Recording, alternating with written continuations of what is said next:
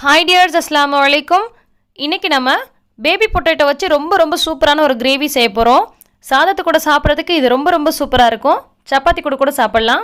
எப்படி செய்கிறதுன்னு பார்க்கலாம் வாங்க. அஸ்ஸலாமு அலைக்கும், வெல்கம் டு ஆஸ் தமிழ். நான் உங்கள் சாயிரா ஆஷிக். இப்போ நான் 1/4 கிலோ அளவு பேபி பொட்டேட்டோஸ் எடுத்திருக்கேன். நீங்கள் நார்மலாக உருளைக்கிழங்கு இருக்கும்ல, அதில் கூட செஞ்சுக்கலாம். அதை வேக போட்டுட்டு 4ஆக கட் பண்ணி எடுத்துக்கலாம். இப்போ நம்ம தேவையான அளவுக்கு தண்ணி சேர்த்துட்டு இதை நம்ம வேக வச்சு எடுத்துக்கலாம். ஒரு விசில் விட்டு வேக வச்சாலே போதும். ரொம்ப அதிகமாக குழன்னு வேக வச்சிடாதீங்க. இப்போ நம்ம இதை தோல் உரிச்சிட்டு எடுத்துக்கலாம். இப்போ ஒரு கடாயில் தேவையான அளவுக்கு எண்ணெய் சேர்த்துட்டு 1/2 டீஸ்பூன் அளவுக்கு கடுகு சேர்த்துக்கலாம். கடுகு நல்லா வெடித்ததும் கூடவே 1/2 டீஸ்பூன் அளவுக்கு சீரகம் சேர்த்துக்கலாம். 1/2 டீஸ்பூன் அளவுக்கு பெருஞ்சீரகம் சேர்த்துக்கலாம். எல்லாமே நல்லா பொரிஞ்சு வந்துச்சு. இப்போ 1/4 டீஸ்பூன் அளவுக்கு மஞ்சள் பொடி, 2 டீஸ்பூன் அளவுக்கு மிளகாய் பொடி, கூடவே 2 டீஸ்பூன் அளவுக்கு மல்லிப்பொடி சேர்த்துக்கலாம். இந்த மசாலா பொடிகள்லாம் சேர்க்கும் போது அடுப்பை நல்லா சிம்மில் வச்சுக்கோங்க. அப்படி இல்லைனா ஸ்டவ் ஆஃப் பண்ணிவிடுங்க. இப்போ இது கூட 1 டீஸ்பூன் அளவுக்கு கரம் மசாலா சேர்த்துருக்கேன். எல்லாத்தையும் சேர்த்துட்டு எண்ணெயில் ஒரு முறை நல்லா கலந்து விட்டுக்கலாம். மசாலா பொடியெல்லாம் சேர்க்கும் போது ஹையில் கண்டிப்பாக இருக்கவே கூடாது. ஒன்று நல்லா சிம்மில் வச்சுக்கோங்க. அப்படி இல்லைனா ஸ்டவ்வை ஆஃப் பண்ணிவிட்டு அதுக்கப்புறமா சேர்த்துட்டு இந்த மாதிரி நல்லா கலந்து விட்டதுக்கப்புறமா மறுபடியும் நம்ம ஸ்டவ் ஆன் பண்ணிக்கலாம். இப்போ 2 தக்காளியை நல்லா பேஸ்ட்டாக அரைச்சி வச்சுருக்கேன். அதை இது கூட சேர்த்துக்கலாம். இந்த கிரேவிக்கு வெங்காயம் தேவையில்லை, தக்காளியை மட்டும் அரைச்சி சேர்த்துக்கலாம். இது கூட தேவையான அளவுக்கு உப்பு சேர்த்துக்கலாம். இப்போ இது எல்லாத்தையும் நல்லா ஒரு முறை கலந்து விட்டுக்கலாம்.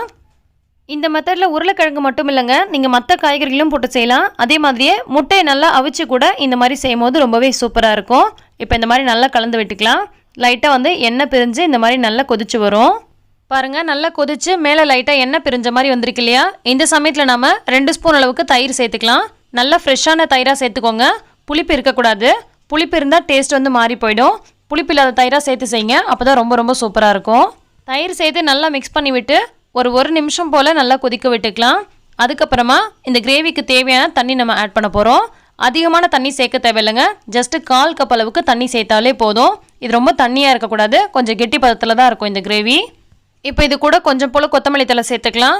புதினா, கருவேப்பிலை இது கூட நீங்கள் விருப்பப்பட்டால் சேர்த்துக்கலாம். நான் கொத்தமல்லி தழை மட்டும்தான் சேர்த்துருக்கேன். சேர்த்துட்டு ஒரு முறை நல்லா கலந்து விட்டுக்கிறேன். இதை நேரில் பார்க்குறதுக்கு நல்லா கலர்ஃபுல்லாக இருக்குங்க. வீடியோவில் அந்த அளவுக்கு கலர் கேப்சர் பண்ண மாட்டேங்குது. இப்போ இது கூட நம்ம வேக வச்சு உரிச்சு வச்சுருக்க உருளைக்கிழங்கு சேர்த்துக்கலாம். நான் சின்ன உருளைக்கிழங்குகள் சேர்த்துருக்கனால இதை அப்படியே முழுசாக சேர்த்துருக்கேன். நீங்கள் பெரிய உருளைக்கிழங்குல செய்கிறீங்கன்னா இதை அப்படியே 4ஆக கட் பண்ணிவிட்டு சேர்த்துக்கோங்க. உருளைக்கிழங்குல ஃபோர்க் வச்சு சின்ன ஓட்டை போட்டுட்டு கூட சேர்க்கலாம். மசாலாலாம் நல்லா உள்ளே இறங்கி சாப்பிட்றதுக்கு ரொம்ப சூப்பராக இருக்கும். இப்போ இதை நம்ம மூடி போட்டு ஒரு 3 நிமிஷத்துக்கு நல்லா வேக வைக்க போகிறோம். மிதமான தீயில வச்சு வேக வச்சுக்கோங்க.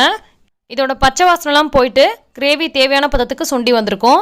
இப்போ நம்ம ஸ்டவ் ஆஃப் பண்ணிடலாம். பாருங்கள், ரொம்பவே சூப்பரான பேபி பொட்டேட்டோ கிரேவி ரெடி ஆகிடுச்சு. இந்த கிரேவி ரொம்ப தண்ணியாக இருந்தால் நல்லா இருக்காது. ஸோ இந்த மாதிரி பதத்துக்கு வரது வரைக்கும் கொதிக்க வச்சுக்கோங்க. இப்போ இது மேலே கொஞ்சம் போல் கொத்தமல்லி தழை தூவிட்டு நம்ம சர்வ் பண்ண வேண்டியதான். இது சாப்பாட்டு கூட சாப்பிட்றதுக்கு ரொம்பவே நல்லாயிருக்கும். அதே மாதிரியே சப்பாத்தி கூட சாப்பிட்றதுக்கும் ரொம்ப சூப்பராக இருக்கும். ஸோ கண்டிப்பாக நீங்களும் ட்ரை பண்ணிவிட்டு எப்படி வந்துச்சுன்னு கமெண்ட் பண்ணுங்கள். முக்கியமாக நம்ம மசாலா சேர்க்கும் போது இது கரைஞ்சிடக்கூடாது. கரைஞ்சிடுச்சுன்னா இதோட டேஸ்ட் டோட்டலாக மாறிடும். கரைஞ்சிடாமல் நல்லா பக்குவமாக செய்யும் போது இது ரொம்பவே சூப்பராக வரும். இதே மெத்தடில் நம்ம மற்ற காய்கறி மற்ற கிழங்கு வகைகளை பயன்படுத்தி இந்த கிரேவி செய்யலாம். இந்த ரெசிபி உங்களுக்கு பிடிச்சிருக்கும்னு நினைக்கிறேன். பிடிச்சிருந்தால் லைக் பண்ணி மற்றவங்களுக்கும் ஷேர் பண்ணுங்கள். எல்லா புகழும் இறைவனுக்கே. நன்றி.